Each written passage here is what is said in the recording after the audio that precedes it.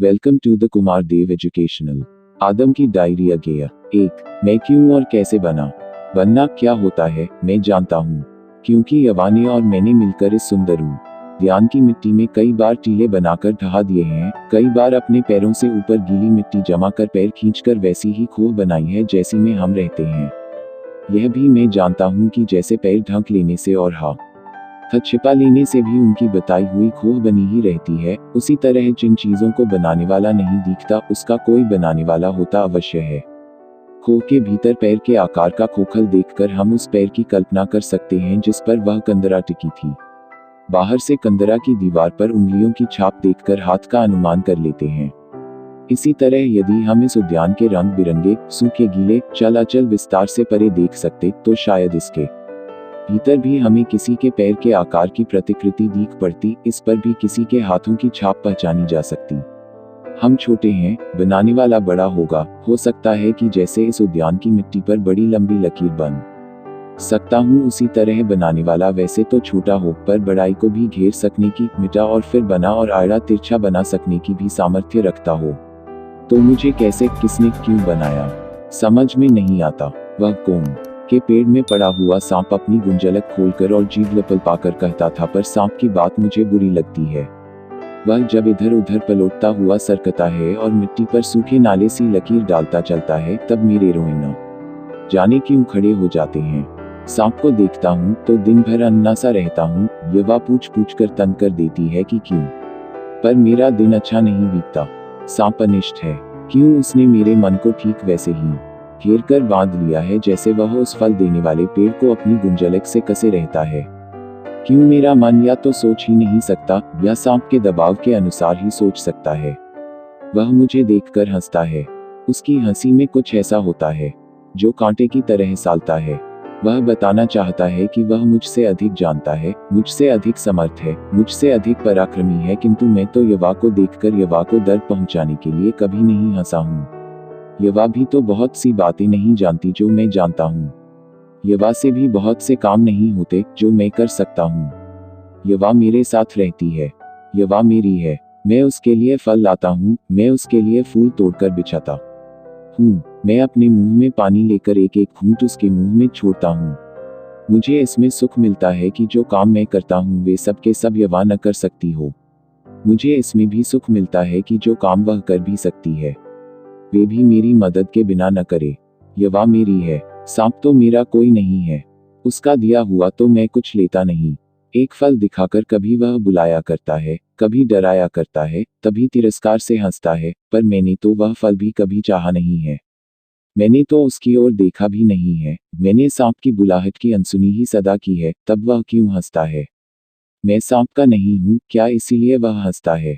यदि मैं भी उसका होता जैसे यवा मेरी है, तब क्या वह भी मेरी कमजोरी में सुख पाता, क्या वह भी अपनी लपलपाती हुई जीभ से चाटा हुआ पानी मुझे पर मैं नहीं चाहता वह। लेकिन सांप हंसता था और कहता था, मैं उसका हूँ। कहता था, जब तुम बने भी नहीं थे तब से तुम मेरे ही थे, जब तुम नहीं रहोगे तब भी तुम मेरे ही रहोगे। मेरी गुंजलक तुमको घेरने वाली लकीर है, उसके बाहर कहीं भी नहीं जाओगे, कहीं भी नहीं रह पाओगे। मैं उसका हूँगा जिसने मुझ बनाया है और यह सब कुछ बनाया है। पर यह कौन है मैं कैसे जानूं। वह सांप तो कुछ भी नहीं मानता। उसकी हंसी एक भीषण अवमानना की हंसी है, उसमें विश्वास नहीं है। वह कहता है, मैं सब कुछ जानता हूँ, क्या जान ना ही विश्वास छोड़ना है और क्या विश्वास छोड़ने से ही बड़ा और समर्थ बन जाता है।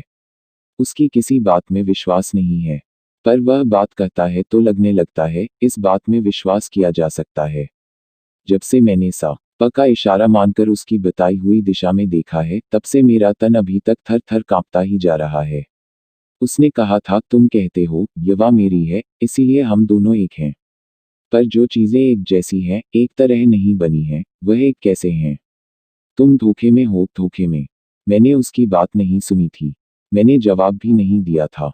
मन ही में सोचा था, यह झूठ है, हम दोनों एक हैं, क्योंकि इतने बड़े उद्यान में एक यवा ही थी जिसको देखकर मैंने जाना था कि यह मेरे जैसी है, और जो सहसा ही मेरे पास आकर आई ही रह गई थी, भोजन खोजने भी नहीं गई थी, जिसके लिए मुझे स्वयं ही भोजन लाने की और बैठने की जगह बनाने की इच्छा हुई थी। हम दोनों में कुछ भी भेद नहीं है। हम दोनों एक ही हैं, उद्यान से हम दोनों हैं जो एक दूसरे को जानते हैं। सांप झूठा है। पर वह ठठाकर हंस पड़ा था और बोला था, तुम यवा को नहीं जानते, नहीं जानते। तुम अपने को भी नहीं जानते। तुम नंगे हो, नंगे। वह शायद मेरा मौन तुड़वाना चाहता था, तभी तो जब मैंने उसकी बात न समझकर पूछा था, नंगा क्या होता है, तब वह ठठाकर हंस पड़ा था और बोला था, नंगे हो तुम। नंगी है यवा। तुम दोनों नंगे हो, तुम अलग हो, तुम दो हो। उद्धरण चिन्ह। मैं तब भी नहीं समझा था, किंतु तभी से न जाने क्यों मेरे शरीर में कंपी शुरू हो गई थी। और यवा को अपने पार्श्व में आया देखकर मैं आश्वस्त नहीं हुआ था और उसकी तरफ देखकर जैसे सहसा मुझे लगा था, क्या यवा सचमुच और है? अपनी देह देखकर तो मुझे ऐसा कौतूहल नहीं होता जैसा यवा की देह को देखकर होता है, तब क्या सचमुच वह देह मेरी देह से और है? यवा ने कुछ समझकर मेरा कंधा पकड़ लिया था और जैसे मेरे रोंगटे और भी कांपकर खड़े हो गए थे। और सांप ने फिर हंसकर कहा था, यवा कहती थी, सब कुछ एक ही किसी ने बनाया है। तब तो सब कुछ एक है न? तब हमें सर्वत्र एकता दिखनी चाहिए। पर देखो तुम्हारे शरीर और हैं, वे तुम्हारे बनाने वाले की एकता को झूठा बताते हैं। जाओ उसे छिपाओ और उसे और उसे और उसे। और उसकी पहकहीन आंखें और लपलपाती दोहरी जीभ जैसे हमारी देहों को जगह जगह छेदने लगी। मैंने अपने को कंपन पर क्रुद्ध होकर कहा, यवा ने तुमसे कहा, यवा ने। तुम झूठे हो, यवा तुम्हारी ओर देखती भी नहीं। सांप कुछ शांत होकर बोला, क्या कहा? और जैसे हमें भूलकर चक्कर पर चक्कर देता है, उस पेड़ पर लिपटने लगा। पेड़ का तना छिप गया, फिर एक एक करके शाखें भी छिपती चली। पता नहीं क्यों पेड़ का छिपते जाना मुझे अच्छा नहीं लगा। लगने लगा कि यह अनिष्ट है, पर जैसे मेरी आंख उस पर से हटी नहीं और मेरी देह और कांपने लगी। यवा ने मुझे खींचते हुए कहा, चलो, यहाँ से चलो। एकाएक मुझे कुछ याद आया। मैंने यवा से पूछा, यवा, क्या तूने सचमुच सांप से बात की थी? यवा ने डरकर मुझे और भी जोर से खींचते हुए कहा, चलो आदम, चलो यहाँ से। हम लोग हट गए, दूर चले गए, जहाँ वह पेड़ और सांप की खड़े पानी सी आंखें हमें न दिखें। पर मेरे शरीर का कंपन बंद नहीं हुआ और मुझे लगता रहा कि शून्य हवा में से कहीं से सांप की आंख निरंतर मुझे भेद रही है।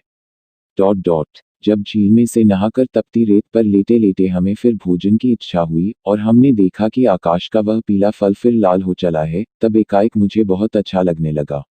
मन में हुआ, आज सांप की हर एक बात का मैं सामना कर सकता हूँ।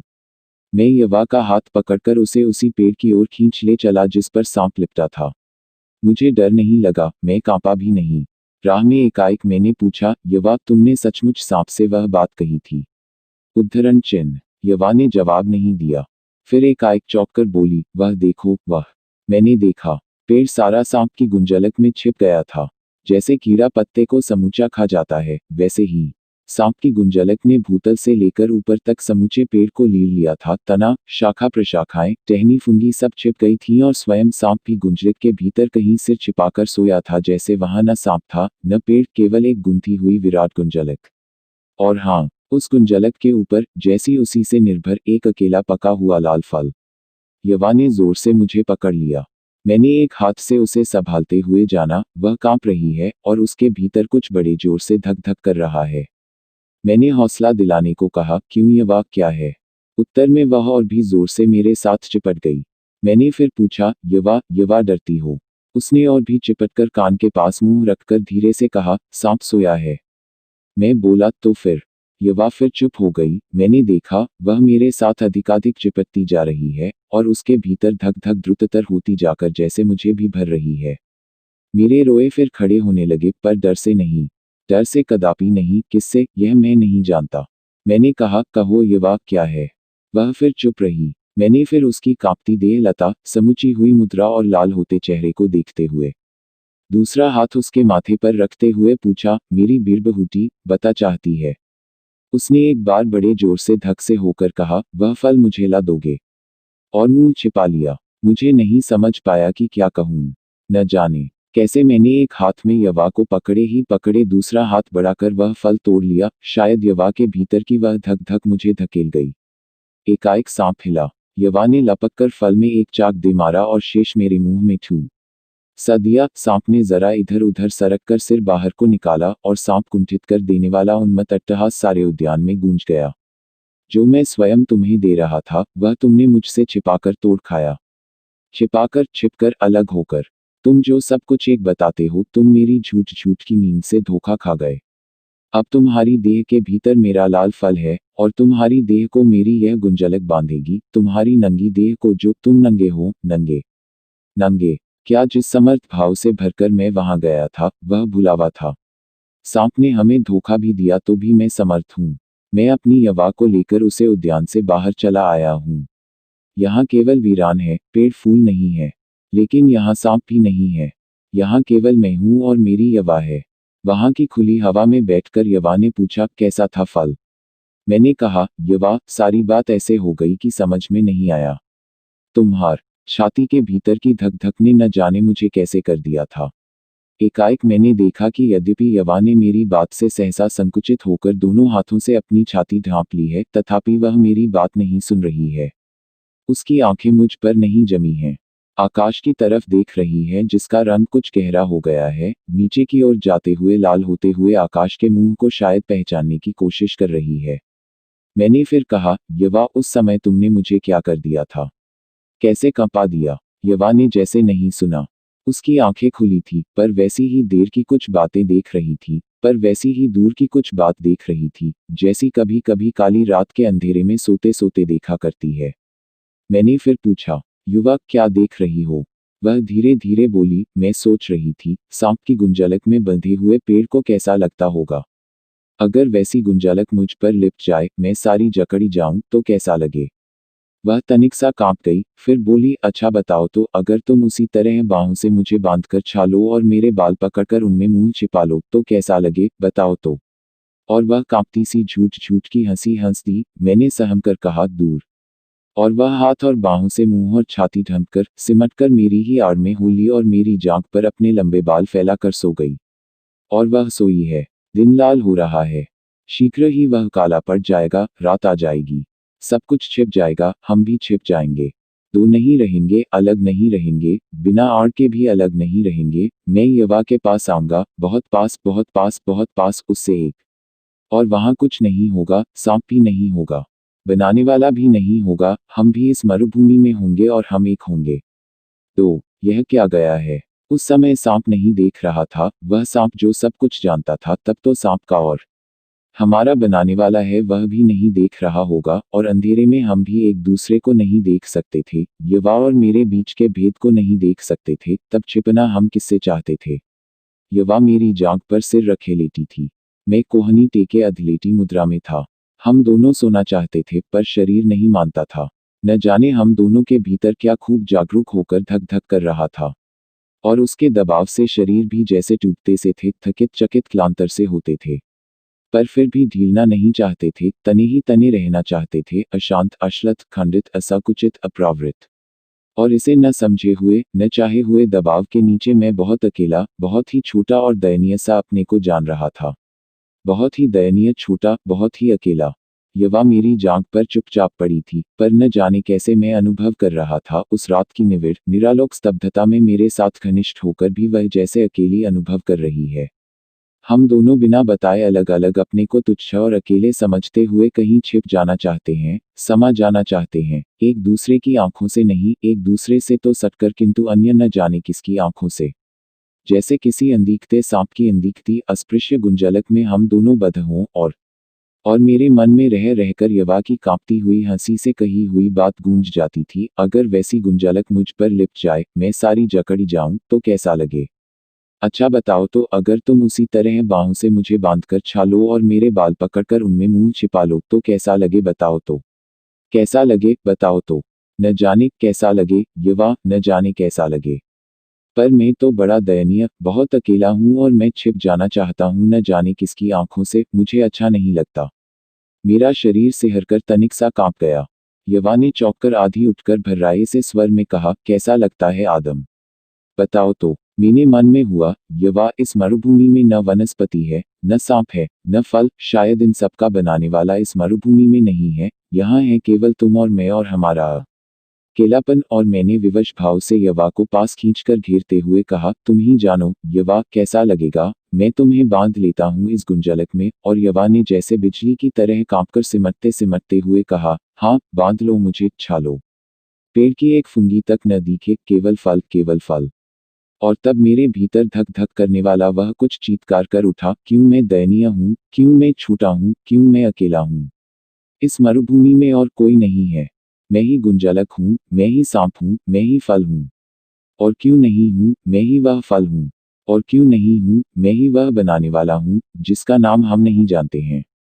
और यवा के भीतर का धक धक ताल देता हुआ बोला, और मैं, और एक लहर सी मेरे ऊपर आई, डुबा देने वाली, खूंट देने वाली, तहस नहस करने वाली, यह आकाश का जलता हुआ लाल फल और अनगिनत फल जो कुछ मैं देखता और जानता हूँ, सब कुछ मुझे रौंदता हुआ और खींचता हुआ चला गया, और यवा को बांधे छिपाए हुए मुझे लगा कि मैं ही बनाने वाला हूँ।